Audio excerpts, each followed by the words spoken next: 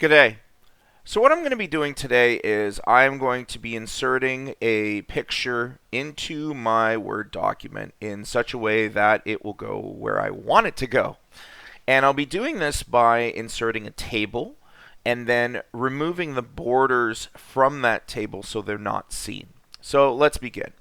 First thing I want to do is I want to insert my picture. So I'll go here and I'll say, hey, let's upload it from my computer, and I've chosen a picture of the Calgary skyline. Now let's say I want it off to the side.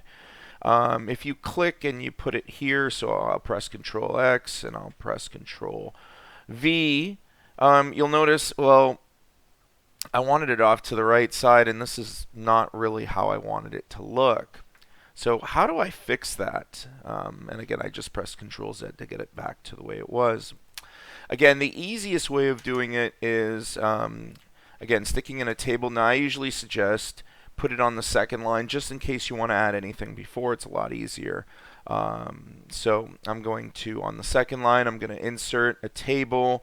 I can decide how many rows and columns it's going to be. In this case, 2 columns, 1 row. And I'm going to Control X, Control V, and do the same thing with my text, and I have it in here. Now let's say I want this a little bit wider. I can then click on the sides of these and put it there. Let's say I want this right aligned. I can click on the right align icon in my ribbon at the top, and I can put that there, and so I have this. Now the last thing I want to do is get rid of these borders, because borders don't really look nice, but this allows me to control my text. And again, you might say, well, what happens if I want to keep continue the text below? I can just add another row and then make it so that, so let's do that right now.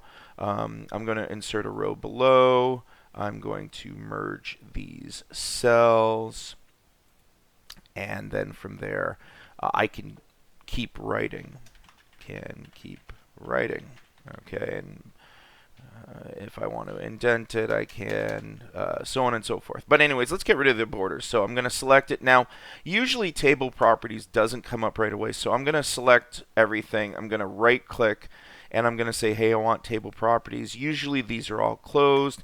I'm going to select color. Why they put it under color instead of borders, I don't know. It's not intuitive, as I said. And under table border, I'm going to make it a 0-point font. And then, as you can see, it's much more appealing to look at. That's it. Hopefully you learned from this. If you like my lessons, if you could please subscribe. And I hope you watch my next video. Thanks for watching, and have a great day. Later.